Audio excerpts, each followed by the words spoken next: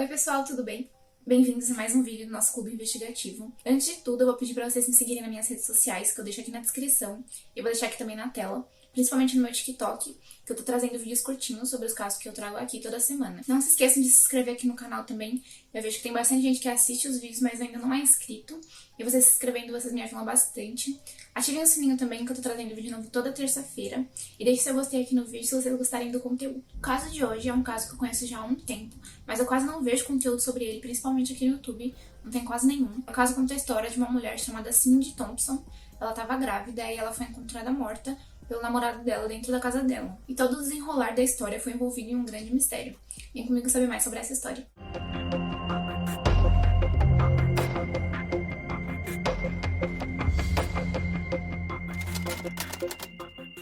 A Cindy Louise Thompson nasceu no dia 9 de dezembro de 1957, em Pontiac, no Michigan, nos Estados Unidos. Na época do caso, a Cindy tinha 26 anos. Como eu falei, ela estava grávida de 7 meses do seu namorado Mark Davis, e ela morava ainda em Pontiac. A Cindy foi descrita por amigos e familiares como uma mulher muito alegre, que ela estava sempre de alto astral, gostava sempre de fazer piadas, de cozinhar, e ela estava também muito animada para ser mãe novamente, já que ela já tinha 2 filhos de outro relacionamento. A melhor amiga de ensino médio da Cindy, a Barbara Lambert, ela disse que a Cindy era uma das pessoas mais leais que ela já conheceu na vida dela e que ela sempre fazia assim de tudo que estava ao alcance dela e mais além, para tentar ajudar alguém que estava próximo a ela, mas principalmente as pessoas que ela gostava. O relacionamento anterior da Cindy foi com um homem chamado Ken Woodard, e ele durou 6 anos, e foi desse relacionamento que ela teve os seus 2 primeiros filhos. Porém, com o passar do tempo, o relacionamento foi se desgastando e o casamento chegou ao fim. E aí, com o divórcio e a Cindy sem muita estabilidade financeira, ela acabou perdendo a guarda dos filhos, então ela começou a trabalhar como garçonete em Michigan.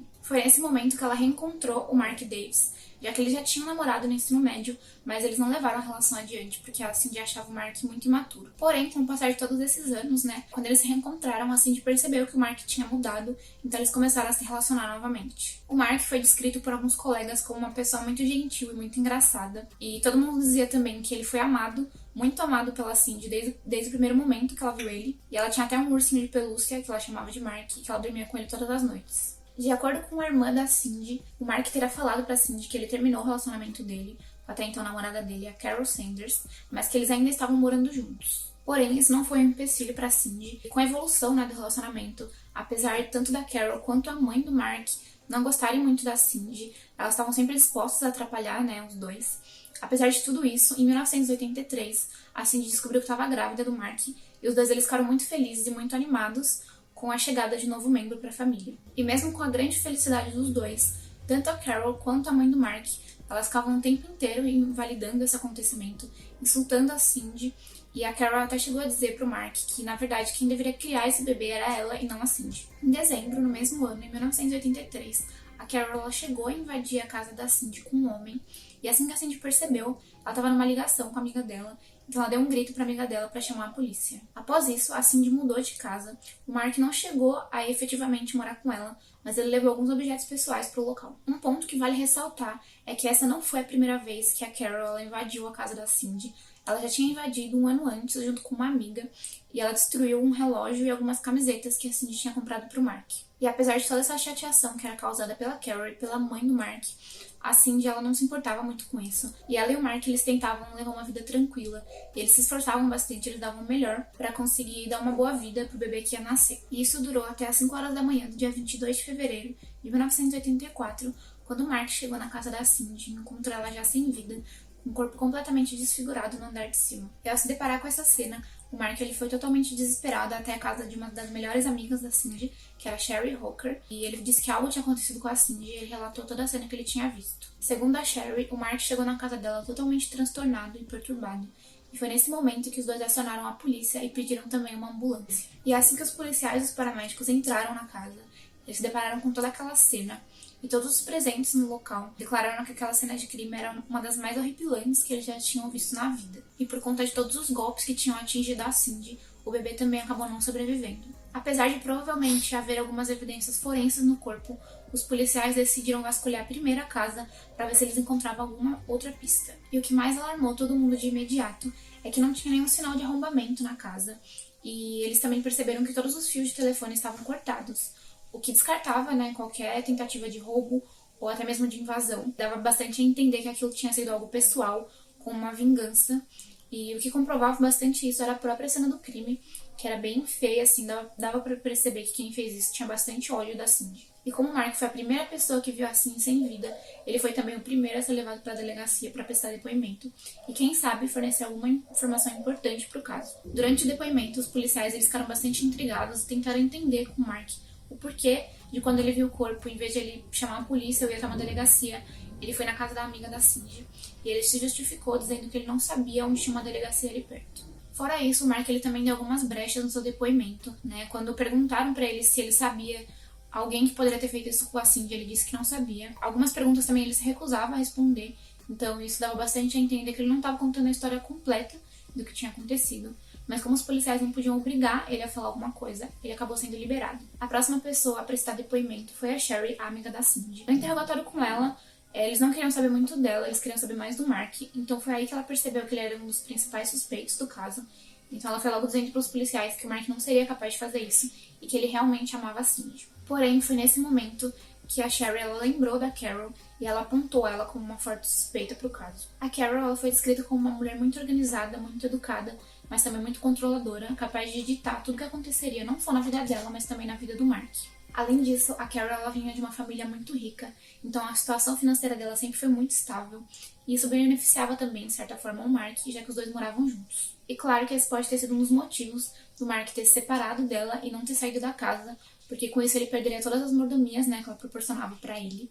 Então, ele acabou mantendo, né, esse triângulo amoroso entre ele, ela e a Cindy. A Carol, então, ela foi levada para interrogatório, e no seu depoimento ela disse que ela mal conhecia a Cindy, que ela não tinha contato direto com ela e que a última vez que ela tinha visto ela tinha sido em outubro do ano anterior. Ela disse também que na noite anterior ao crime, ela estava em casa, dormindo, e a colega de quarto dela acabou confirmando o álibi. Durante essa investigação inicial, ocorreu a cerimônia de enterro da Cindy, que foi um evento muito triste. A filha da Cindy, a Cayenne, ela chegou a relatar que foi um dos eventos mais tristes da vida dela, e toda a cerimônia aconteceu de caixão fechado por conta do estado do corpo. O irmãozinho dela, que também era uma criança na época, ele ficou o tempo inteiro batendo no caixão, tentando entender o que estava acontecendo. Então, realmente foi uma situação muito desagradável, muito triste e bem traumática para os dois. E tão traumática que a Cayenne chegou a dizer que nas noites seguintes, né, ao enterro, ela não conseguia dormir e ela passava a madrugada inteira chorando, lembrando que ela era só uma criança. O tempo ia passando e nada de muito concreto sobre o caso chegava até os investigadores. Até que 6 semanas após o crime, um homem ele se apresentou na delegacia, o nome dele era Timmy, e ele disse que ele teria sido contratado pela Carol para tirar a vida da Cindy. Esse homem ele era ex-marido daquela amiga da Carol que confirmou o álibi dela. Segundo ele foi contratado pela Carol por $350 para cometer esse crime, porque ela falava que só tirando a Cindy e o bebê da jogada, o Mark ficaria livre para ela novamente.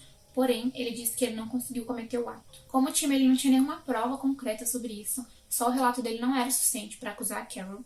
Então, os investigadores eles tiveram uma ideia de armar um encontro entre ele e a Carol e gravar toda a conversa. Porém, durante a conversa, todas as perguntas que o time fazia, a Carol ela respondia de uma forma bem evasiva. E isso fez com que todo o plano dos investigadores fosse por água abaixo. O caso, então, novamente começa a esfriar e começa a ficar sem pistas, até que uma mulher que estava passando pelo bairro 2 dias antes da Cindy ter sido encontrada sem vida, ela diz para a amiga da Cindy, a Sherry, que ela presenciou uma discussão bem calorosa entre o Mark, a Cindy e a Carol na varanda da casa. Obviamente que só o relato dessa testemunha não era o suficiente para acusar a Carol, mas ele foi bem útil para manter, o alerta dos policiais em relação a ela. Apesar de toda a investigação que estava sendo feita, não só pelos policiais, mas também pelos amigos da Cindy, os 2 detetives que estavam responsáveis pelo caso, eles se aposentaram e o caso da Cindy acabou sendo arquivado. O caso, então, ficou totalmente parado, sem nenhuma nova informação, por 8 anos, até que 2 novos detetives eles chegaram na cidade e foram designados para esse caso da Cindy, então ele foi reaberto. Durante a nova investigação, aquela mulher que testemunhou a briga entre os 3 na varanda, ela foi chamada novamente na delegacia e ela reconheceu o Mark e a Carol por fotos como os 2 participantes daquela briga além da Cindy. Novamente colocando a Carol em contradição, já que no depoimento dela ela disse que teria visto a Cindy em outubro do ano anterior, de 1983, porém aquela briga teria acontecido 2 dias antes, da Cindy ter sido encontrada sem vida, ou seja, em fevereiro de 1984. Fora isso, em 1992, um homem chamado Alfred, ele se apresentou na delegacia como ex-namorado da Carol, e ele chegou a dizer que ela era uma mulher muito manipuladora e muito controladora. E ele levou até a delegacia uma caixa com alguns pertences da Carol que ela teria deixado na casa dele, porque ele disse que achou que seria útil para o caso. O conteúdo da caixa eram uma faca e alguns martelos. E, obviamente, assim que os policiais receberam esses materiais, eles levaram para testes no laboratório criminal de Michigan. Porém, quando eles receberam o resultado, não tinha DNA nem da Cindy nem da Carol. Ou seja, todos esses objetos que foram encontrados, eles não tinham nenhuma ligação com o caso, aparentemente. Sem muita saída de novo, os policiais então decidiram mandar as fotos da cena do crime e também do corpo da Cindy para o médico-chefe do condado para revisão. Assim que ele recebeu as fotos, a primeira coisa que ele percebeu foi uma marca de mordida bem grande na bochecha da Cindy. E vale frisar que esse tipo de marca é muito importante em cenas de crime. É quase como uma digital, isso porque cada pessoa tem uma marcada dentária muito diferente da outra. Com isso, os investigadores eles contrataram alguns ortodontistas para avaliar as mordidas que estavam no corpo da Cindy, que não eram só uma. E eles aproveitaram também o portfólio do médico-chefe, porque ele tinha vários moldes dentários, incluindo os moldes do Mark e também da Carol. Após várias análises de vários especialistas, todos eles afirmaram que aquela mordida que estava no corpo da Cindy coincidia com a arcada dentária da Carol. A essa altura, a Carol ela já tinha se mudado há alguns anos para a Flórida. Ela também tinha mudado de nome para Carol Eade. De qualquer forma, no dia 30 de abril de 1993, a Carol foi buscada lá na Flórida e levada de volta para Michigan para ser julgada sob acusação de assassinato. O julgamento da Carol, então, ele começou em dezembro de 1993 e durante todo o julgamento ela ficou se declarando inocente, apesar da promotoria descartar essa hipótese. Segundo eles, a Carol ela tinha embebedado o Mark de vinho na noite do crime e assim que ele apagou, ela pegou as chaves da casa da Cindy, que ficava com ele, e ela foi até lá para cometer o crime. Isso explicaria bastante não ter nenhum arrombamento na casa. Após 15 dias de julgamento, em janeiro de 1994, a Carol ela foi considerada culpada pelo júri por homicídio doloso e ela foi sentenciada à prisão perpétua sem direito à liberdade condicional. Ela recorreu à sentença em 2007 e ela foi levada novamente a julgamento, e isso resultou na sua segunda sentença de prisão perpétua sem direito à liberdade condicional. E ela segue até hoje cumprindo a sua pena em Michigan. Já o Mark, o pai do bebê, foi comprovado que ele não tinha nenhum envolvimento com o caso e ele segue vivendo a sua vida até hoje de uma forma bem reservada. Então é isso, pessoal. Esse foi o caso de hoje. Eu espero que vocês tenham gostado. Deixe aqui nos comentários o que vocês acharam. É muito importante o feedback de vocês. Eu achei esse caso bem triste, porque não só a Cindy, né, perdeu a vida, como também o bebezinho. Ela já estava de 7 meses de gestação e ela estava muito animada para ter esse filho. Então é realmente bem trágico. É um absurdo a Carol ter feito isso, né? Só pra meio que tirar, assim, de jogada, achando que, assim, o Mark ficaria com ela. Mas eu também acho um pouco errado da parte do Mark de ter mantido esse triângulo amoroso, ter ficado com a Carol só por conta do dinheiro e das coisas que ela proporcionava pra ele.